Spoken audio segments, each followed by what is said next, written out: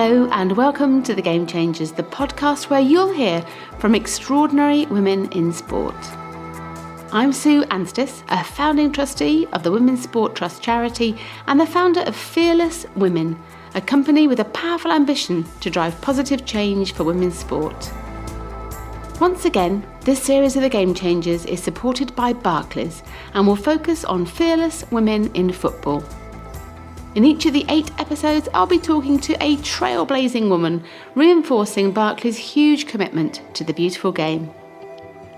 Last year, Barclays announced a groundbreaking commercial investment in women's sport in the UK. The Barclays FA WSL is now Europe's first fully professional women's football league, and their investment will also help to create the future growth of the league and its teams. Along with this fantastic support for women's professional sport, Barclays also invested in establishing the Girls Football School Partnerships, with the aim of ensuring that all girls in England have equal access to football in schools by 2024. My guest today fought very hard to be allowed to play football at school. Rose Reilly is an absolute legend of the game. Had Rose been born a boy, she'd undoubtedly be celebrated as a national hero, as one of Scotland's greatest ever footballers. As it is, her amazing career and her story went untold for decades by those who should have been celebrating her incredible sporting achievements. 8 league titles, World Player of the Year award, 4 golden boots, a professional career in France and Italy, and a World Cup medal. It's a fascinating story, and Rose is a delightful and entertaining guest on the podcast. It was only right to start by asking Rose when she'd first played football. Since forever. Told by my mother I was 3 years of age and I wandered away from the family home, and she found me at the local football park, which was quite daunting for a 3-year-old because I couldn't visually see the football park. It was round a couple of corners, so she found me there. So there was obviously an attraction. There was no football getting played, I was just standing there. So that's a wee bit eerie, isn't it? Just drawn to the ground. Yeah, drawn to the ground. Then later on, when I was growing up, obviously, I was still just a wee bairn, as we say in Scotland, a wee kid. It was one of the Christmases when you write a letter to Santa Claus, what you would like, your toys. And of course, I said a football, and I got a doll, and I was absolutely devastated. And I went out and I swapped my doll for a football. Later on, I don't know, about 7-year-old, 8-year-old, I just played with the boys. There was no female football in the days, absolutely none whatsoever. And I think my parents didn't know what to do with me because there were 8 of us, and I was the only one that wasn't kind of following the rule book. There was a boys' team, the Stuart boys' team, and the coach asked me if I would play with them. And I said, oh God, that'd be great. And he said, well, you need to go to the barbers and get a short back and sides, boys' haircut, and you'll need to change your name from Rose to Ross. I'll bring your football strip to the home because you can't come in the changing rooms. So I flew down to the barbers and said that I just told him the story. He said, does your mum know? I said, yes, she'll be coming later with the money. She didn't know anything. So when I went back home, my mum nearly killed the barber and me with him. So now the wee boy Ross was born. So at one particular game, I had run riot and had scored 8 goals. And there was a Celtic scout there, and he was looking for, they were called S players in these days. It was just to sign on the young talent that's young boys in Scotland. So he asked the manager right away. He said, no, I want to sign the wee number 7. And the manager said, no, it's a wee girl. And he said, no, the one that scored all the goals.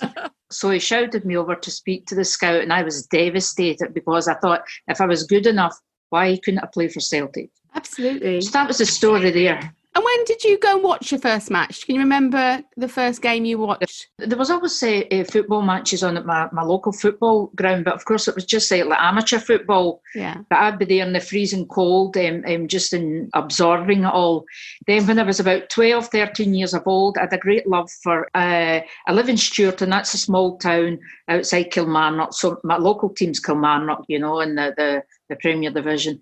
But I was in love with Celtic. As a good Catholic girl, I went to a Catholic school in Kilmarnock. So if you went to a Catholic school, there's a lot of religion, football-related stuff up here. So I was Celtic right away. And if you were a Protestant, it was Rangers kind of thing. I chose in 3 teams as a kid. I chose Celtic, Real Madrid and AC Milan. So I was going for the top right away. I wasn't hanging about. I had a paper round to get some money. I decided I was going to Glasgow, about 20 miles from where I stay, to go and see Celtic. But I didn't tell anybody, because if I told anybody, I wouldn't have been allowed to go. There was a local bus that went to Glasgow. It took about 2 hours because it stopped in all the wee country villages. So I arrives up in Glasgow in the bus and gets off at the terminus. And I didn't know where I was going, but I could see all these men with Celtic scarves on. So I just followed them, and they thought I was a wee boy and asked for a lift over. You get a lift over nowadays over the turnstiles. Oh, of course, son, let's go. And they put me at the bottom of which was called the Jungle at Parkhead Celtic's ground. So it was right near the pitch. I could actually nearly touch the footballers.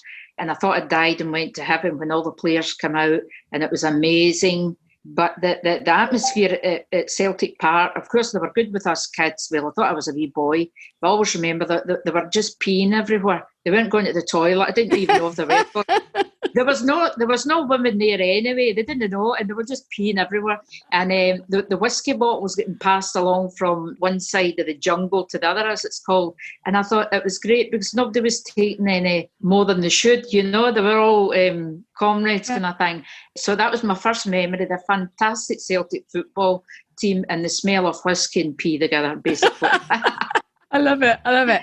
And I think you were about 9 years old when you made your debut for Stuart and Thistle Ladies. That was at 1965. Yeah. What did it feel like then playing with women for the first time, having played in a boys' team before? There was a local women's team started up. I think it was a factory. There was about 35 factories in Stuart, and it was the roll factories that used to make the Stuart and bonnets and whatever, and all the tartan stuff.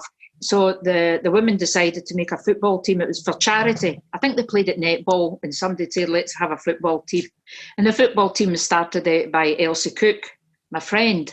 Somebody said, there's women playing at football over at the park. So off I went, and I was 7-year-old. I said to the Elsie I said, excuse me, I better not speak Scottish. You don't know what I'm saying. Could I have a game, please? And she said, no, it's just women. We don't let boys play. I said, but I'm a girl. So I gender issues because I thought, right, I'm a wee girl, but I'm a boy for the boys team. I want to play with the women, but she's saying, no, I'm a wee boy. So I would have been anything in the days just for a game of football. So she said, anyway, you're too young, come back in 2 years. So I ticked it off in the calendar, and 2 years and 2 seconds later, I was back asking for a game. But this time, I think everybody knew me in Stuart, and I got my first game. So for the first time in my life, I could get in a dressing room to change with other females. But since I was only 9-year-old, and these were grown ladies like they were 20, 30, 40, 50, they were ladies. So when we were stripping off, and I always remember they had on big white bras, Playtex bras. I always remember, because you never seen your parents nowadays in a state of undress, but I remember my mum shouting me in their bedroom to help her with her bra one day. She couldn't get it on or off, whatever. And so it was these big white bras. So when I went in the dressing room and seen them in the state of undress, I thought they were all mummies because they all had white bras on. I mean, you're talking about a 9-year-old just getting... I've seen some pictures of you with the team, and it is like there's always women, and then there's a little girl there at the front. Yeah. So that was my first memory of being in a dressing room, which has stuck with me. Yeah. And you did a lot of athletics as well. You were a great athlete. So what was it that made you not follow that path? So I did athletics, and I was in the pentathlon just because I was a kind of all-rounder. So the local athletics coach here, Kenny Phillips, his name is, he's still alive and he's 91 years of age. So I salute him and thank him. He coached me, but we didn't have anything. We didn't have facilities with nothing. There was a sand pit, we'd do the long jump. So anyway, we decided, I went for the Junior Scottish Championships up at Scotstoun, and I arrived in the scene and I didn't have anything. I just had like black training shoes. I didn't have a track, so I didn't have anything. And everybody that was there was kind of from posh schools, from the posh end of Glasgow and Edinburgh, private schools, track suits and whatever. So it was an all-day event, and they were going for lunch, and I didn't have money to get into the canteen or the restaurant for lunch. So they all went there, and me and my coach, Kenny Phillips, just sat under a tree with our sandwiches. But that wasn't a big deal for me. I didn't care. Who cares? Anyway, I won the event. Then I get shortlisted for the Commonwealth Games when I was 16. It was the first Commonwealth Games up in Edinburgh, I think. So I had to go up to St Andrews University for a week's training session with the Scottish team. So off I went again, and my mum bought me this wee tracksuit because I couldn't get up with nothing. And she bought me a pair of spikes that were about 3 sizes too big so I could grow into them. You know what it was like? So off I went. But when I arrived at St Andrews, these posh girls were all there again with their Adidas tracksuits, Nike tracksuits, whatever. I had nothing. I just had a plastic bag with my stuff in it. I was aware that they were all just staring at me and kind of judging me. I still had my boy's haircut and whatever. But I didn't care. Anyway, we started off. I always remember that the first session was 400 metres, and this girl came to me and she said, I came from the country. Sturton was just a wee village, and these were all Glaswegian, Edinburgh and whatever, private educated. She said to me, oh, the coach said you just go slow at the start for the 400 metre rows. Perhaps you didn't hear. So I said, oh, okay then. So I did, and they were away. But then I changed gear and I went flying by them all. They just kept staring at me. And then they asked me, we were doing the shot put, and she said, what weight is your putt at home that you do the shot put with? I said, I don't have one, I just have a rock. I just had a boulder. They must have wondered who the hell I was. But my rock must have been heavier than their putt because it just went flying. Anyway, at the end of the week, they all accepted me and whatever. But it was never an issue for me. I didn't care. I was on a mission. They could say what they want.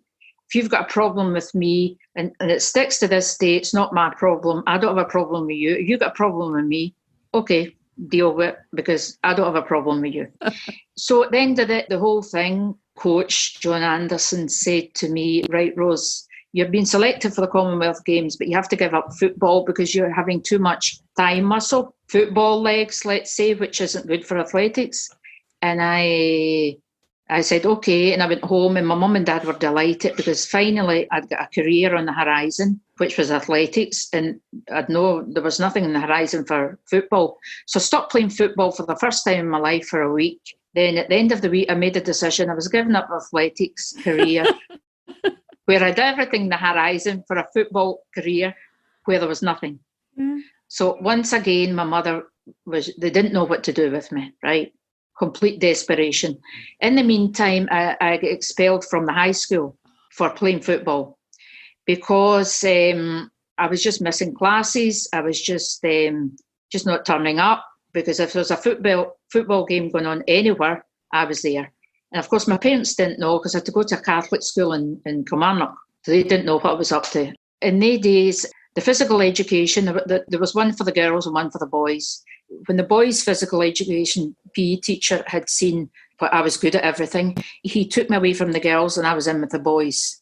And he said, bring your sports bag every day, Rose. And when I chapped the window of whatever classroom you're in, I always remember it was wooden doors with a wee window, just come out.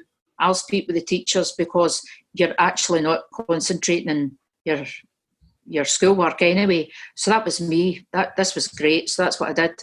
But then other teachers rebelled and said, look, that's fine, what you're doing with Rose, but other pupils are rebelling. Why can she get doing what she wants, blah, blah, blah. So the headmaster, Mr. Matthews, I'll never forget it, he called my parents into the high school with me and I got expelled. It was strange because my parents didn't say anything and that was sad, you know. When I went to primary school, also in Kilmarnock, St Columba's Catholic school, there was 2 playgrounds, one for the boys and one for the girls. The girls weren't allowed in the boys' playground and vice versa, but there was a football game going on every lunchtime at the boys. So I went straight there. I get physically punished with it. You get the belt on your hands. The headmaster said, you're not allowed to get in there. So I went in every day and played my football and get punished every day. I didn't care. And one day I stared at him and he said, you're never going to learn. And I said, no, it's you that's not learning. I just want to play football. I love that. Yeah. And obviously you went on to play and had amazing success in Scotland as a young woman. So various cups and trophies, but clearly that wasn't enough for you. So you wanted to become a professional footballer. So where did that take you?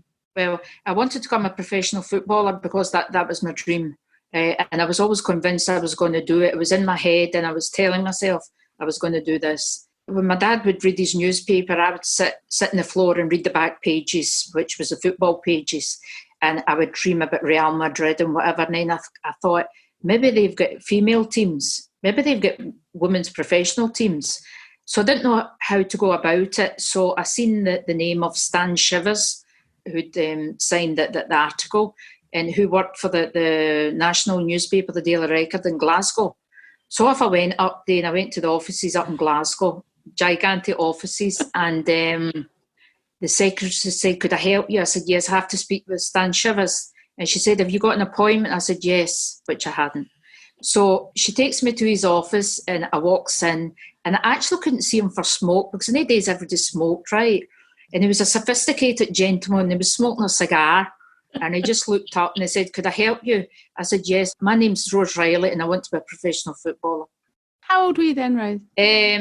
Maybe 16. Wow. So he just looked at me as if I was an alien or whatever.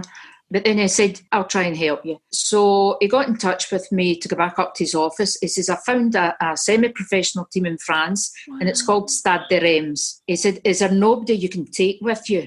You're not going alone. I said, so I asked my best footballing friend at that time, Edna Nealis, the Scottish girl. She was a fantastic footballer. I think she was technically the best footballer Scotland ever has and ever will be. Sadly, Edna's not with us anymore. But anyway, she was my wee mate.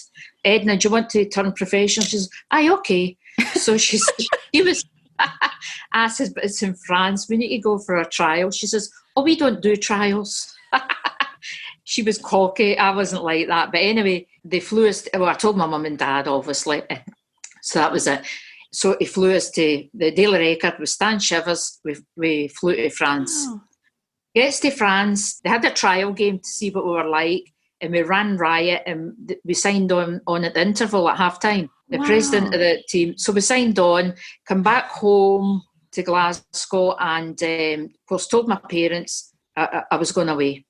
So for this time, isn't it? How amazing of the Daily Record to fly you out there. What very progressive of them to do that for two young girls. Yeah, absolutely amazing. And I can never thank Stan enough. I kick-started him to kick-start my career. Yeah, it was amazing. When we were leaving for France, I didn't have anything. I didn't have a suitcase or anything. But my dad had a kind of one of the kind of old-fashioned cardboard suitcases with wee clips on them. So we goes to Glasgow Airport to start our journey, or at least my journey, and the suitcase broke. So he got his belt off and his braces and wrapped it all up. So then we arrived in, it was Orly Airport at the time, with my Louis Vuitton luggage with everything falling out. So anyway, France was fine, but then scouts from AC Milan seen us playing and signed us. So 6 months down the line, off we go to AC Milan. And when the plane landed in Linate Airport, right bang in the middle of Milan, there was no wee buses at the airport in the days. You just walked across the tarmac. And I had this feeling so that I'd arrived home. It was like a mother's embrace. I just felt at home in Italy. It was amazing. Of course, we were playing some of our games at the San Siro. Wow. After a wee while, Edna got homesick and went home. So I was staying in a hotel on my own. Hadn't a clue about the Italian language. None of my teammates spoke English. So at night, I used to speak to myself in the mirror because somebody else was speaking back to me. Not in a sad way. It was just reality. Yeah. We didn't have a telephone at home. I had no communication with my mum and dad. They didn't even know I was in bloody Italy. I hadn't told them. So I went from France to Italy, and that was me. Why do you think the Italians were so progressive in terms of their view of women's football? I imagine it was massively different to what was going on, clearly, in Scotland at the time. Yeah. First of all, football, any kind of football for them is religion. They had embraced the women's sport in a professional way well before everybody's time, let's say.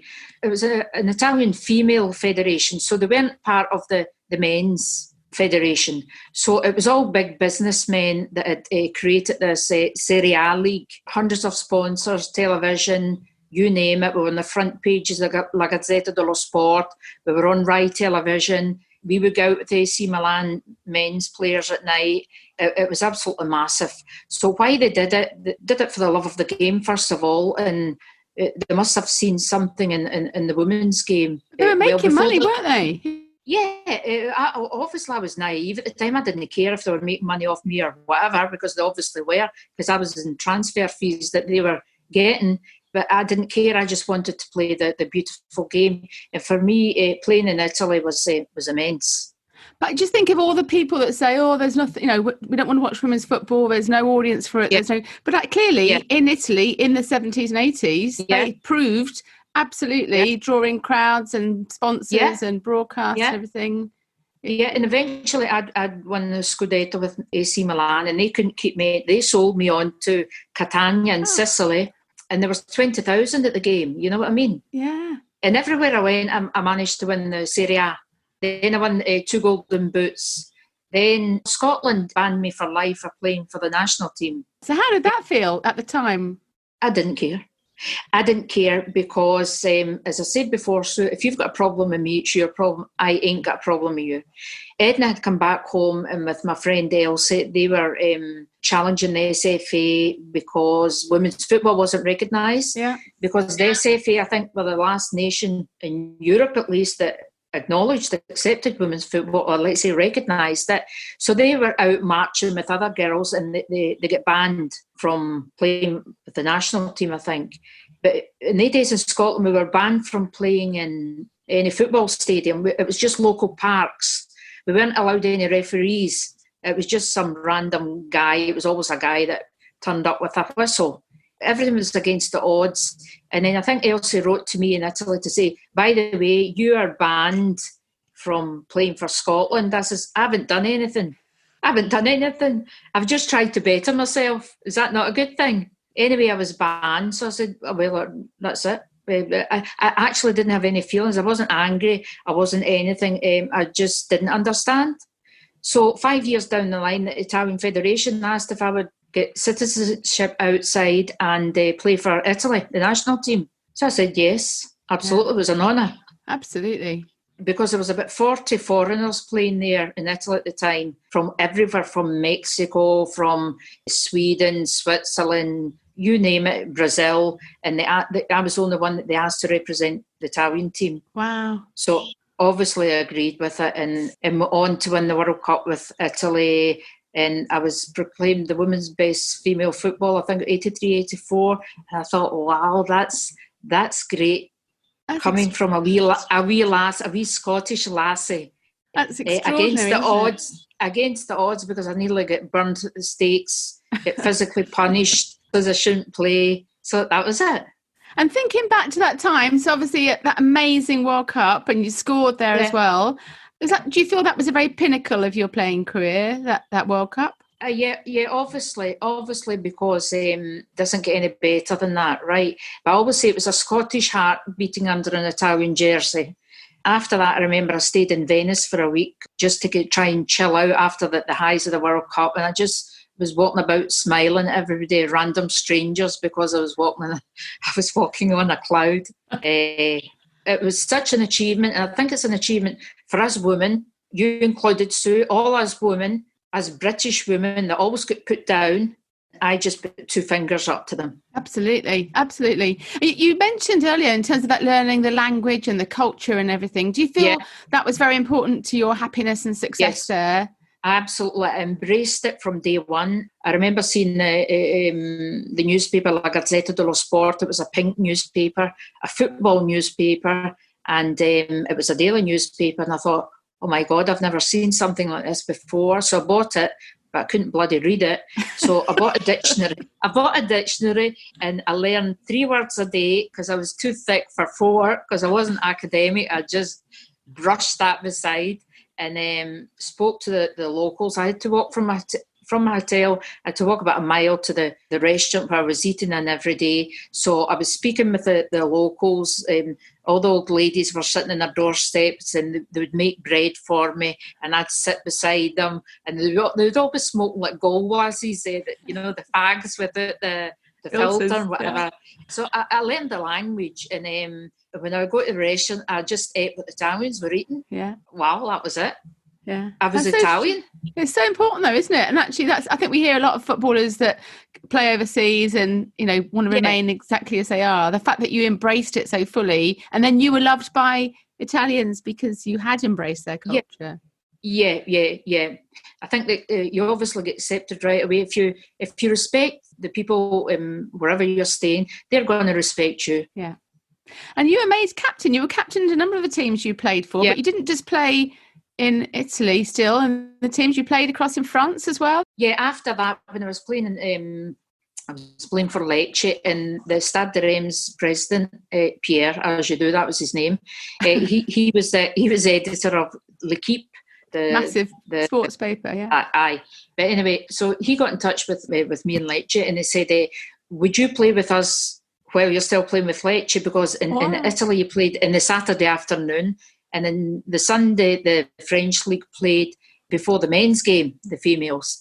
And I said, well, okay. Aye, bring it on.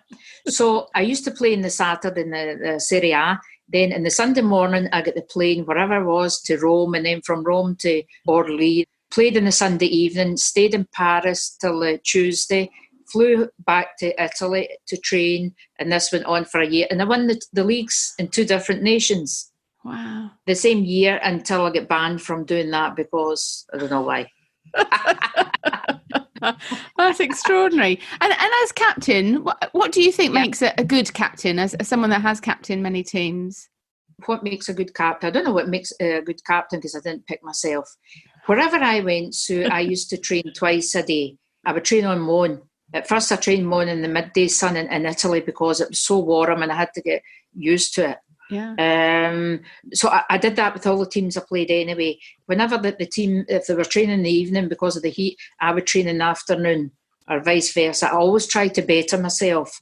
Let's say I was married to the cause of football. That was my only focus. So everything I done was just thinking about the game and the Saturday and whatever. I guess that's why I was a good example. I don't know if I was the best example, because I actually didn't have a life outside football. That was me. That was me. And you kept playing until you were 40. What did you miss when you gave up the game? I decided I was going to give up the game when I was 39. I given myself a year in my head that once I turned 40, that was it, because football is an age thing. My teammates could have been my daughters, the referees could be my son. So I said, right, move on while you're still vertical, let's say. And carried off. So what was it like? So I had to kind of detox myself from my football career, but I'd already decided I was going to settle in Trani. That's where I had my flat and everything. And I'd opened up a sports shop. It's called Reilly Sport. Yeah. With a friend who was a local businessman. So that was my after career kind of thing. All my decisions and everything I've done in my life has always been on Mo, and I've never spoke to anybody. I get my inner strength from myself, and that's about it. So I make myself strong, and I decided it was another chapter of my life. Did you consider coaching or managing or in football in that way? No, because I don't think I'm good enough for that. I think a coach is like a teacher. They've got an ability. I don't. I feel as if I am football, but the SFA who banned me, they're not football. They're just faceless men in suits that decided to take football away, but they couldn't take football away because I'm still football. I still love the game. The only time I think I actually cried, not at the World Cup or anything, it's when Shelley Kerr took the Scottish women to the World Cup. That's when I cried. That's when I got emotional, because my girls were going to the World Cup. Yeah, absolutely. It's wonderful. So no, still got the great passion for the game, still in love with it. That kind of got away. That doesn't go away. And hats off to all the coaches and the female coaches. Really admire them. And in 2001, you came back to Scotland when your mum was very ill, and you had a young baby with you as well, Valentina. Yeah. What did you miss most about Italy when you came back to the UK? Everything. Oh. My life was in Italy. They asked me to go to a school to speak with the girls to see about promoting women's football once in Scotland. And I said, I don't think you could do what I did. I don't mean in the success. I said everything's kind of panned its life out for me because I had a late marriage. I met my husband, Norberto Peralta. He's from Buenos Aires. I met him in Italy when I was 43. Oh, wow. So we just clicked. We fell in love. And at the fantastic age of 45, I had my child, which, as usual, I didn't read the rule books. Maybe you shouldn't have a child at 45. And so you know what happens, being a professional athlete for all the years I've hammered my body, my period was coming and going. So I thought I was in the menopause, but I wasn't. I was pregnant with my wee lassie. Wow. Anyway, I got married in Italy on my own, just me and him, as you do. I've always did everything on my own. Had my child there, and I called her Megan Valentina because I was going to call her Valentina her first name because she was doing Valentine's Day, but she was a day late. But she prefers the name Valentina. She was about eight months old, and I got a phone call to say my mum had a severe stroke and she was dying. So I just got Valentina and a baby papoose and flew over to be by my mum's bedside. She said, "Don't leave me, Rose, I'm afraid." And I said, "I promise I wouldn't leave her." And I took Megan, Valentina out the baby papoose and lay her beside my mum. So she just kind of tried to cuddle her, but she couldn't. She was paralysed. And they gave my mum about a week to live. So I promised I wouldn't leave her. So I stayed with her every day and night with the baby, and she lasted 9 years. So 9 years later, I was still bloody here because I don't get back in promises. No regrets. I could get Italy back. Can't get my mammy back. And would you go back to live in Italy again if there was an opportunity? Well, it's a financial thing because I didn't make big money out of football. So once your child starts school, you just go with the flow. That's our education here. So Valentina's bilingual. I taught her Italian from day one. She's got the Italian culture. She's now 20. My mum died when Valentina was 9. She lasted the 9 years. My husband set up a business here, alternative therapy, because he's a cardiologist, a sports doctor. Right. But to work in a hospital here in Scotland, in Britain, if you're South American, you have to do 3 years uni. So we couldn't afford that because we were older. So I says, "Oh, bugger it, we'll just open up some."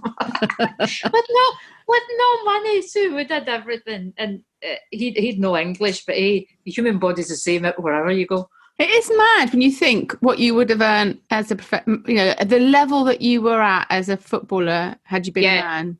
You seem very pragmatic about it all, but do you look back and think it's just so unfair of what might have been? No. They'll never win what I've won. Never. That doesn't have a price, Sue. Love it. I love it. So you're finally recognised in Scotland when you were inducted first into the Scottish Hall of Fame in 2007, and I believe you were piped into at the museum at Edinburgh Castle. So can you maybe describe what that felt like as you walked in then? Right. When I come back home, right, to look after my mum, some of the newspapers, somebody must have said that I was kind of back in the scene because I've never self-publicised myself. I don't like that. I was a footballer and that's it. So when I get piped in at Edinburgh, I don't know how to describe it. I couldn't walk. I couldn't talk. It was all just one big. Sorry.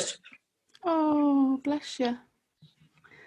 Oh, I didn't mean to make you sad. I'm not sad. It just meant that I was back home. Yeah, beautiful. And then I'm going to move on now to more. But then the Scottish FA inducted you into their Hall of Fame. Yeah. And how did that feel, having been banned all those years ago? Yeah. How did it feel? It felt. I was up amongst the greats like Kenny Dalglish, Dennis Law, all the fantastic Scottish players. So it felt that as I belonged with them. Yeah, I belonged with them. For what I'd achieved, I belonged with them. Didn't feel anything against anybody. I don't waste my energy in negativity. Absolutely not. Grateful, absolutely, for being the first woman inducted into the Hall of Fame. And it was just amazing to be beside all these great male Scottish players. And I thought this could open a door for Scottish women.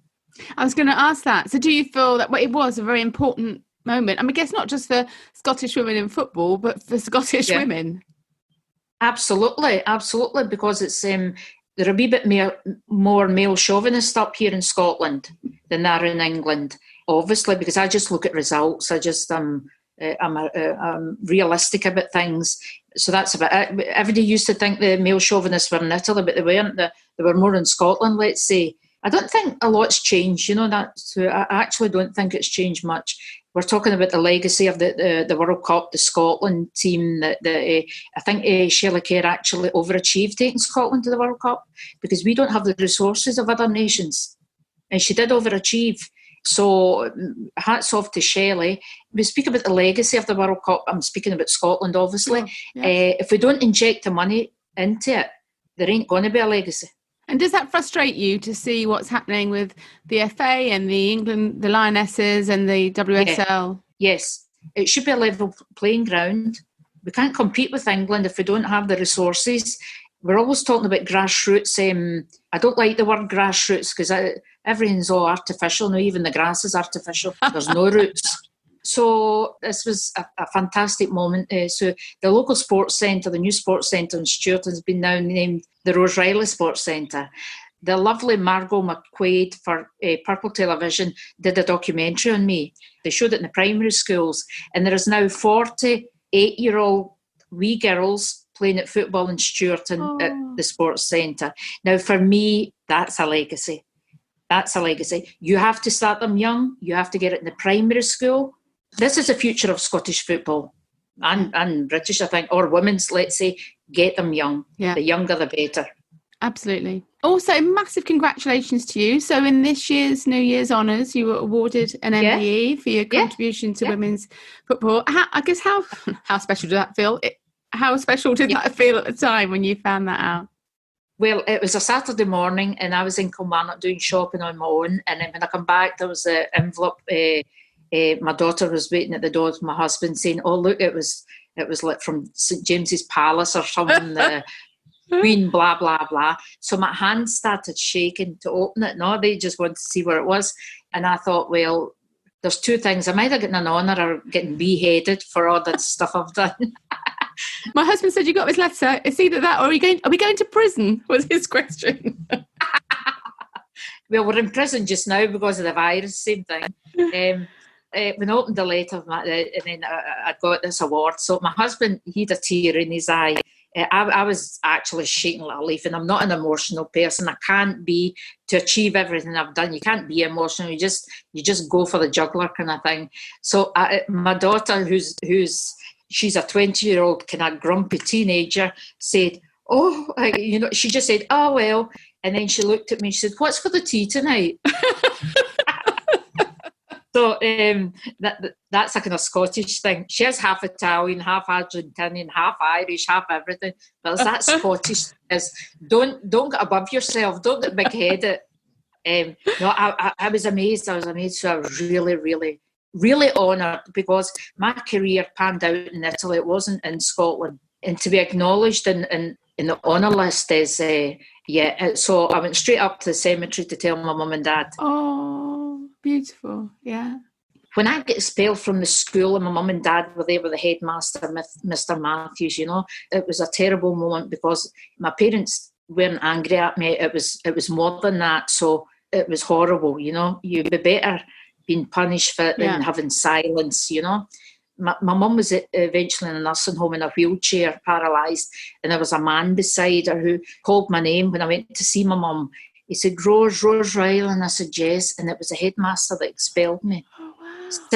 Sitting paralysed beside my mum, and he'd recognised me, and I went over to him and he said, "I followed all your career, Rose, and I've regretted expelling you, but it was out with my hands because all the teachers couldn't cope with you, so the decision was made for me." He said, "But it's the biggest regret of my life." So I gave him a cuddle.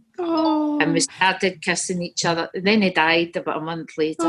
But that was a surreal moment because he was sitting beside my mum, the two of them paralysed, and this was me arriving in the scene again.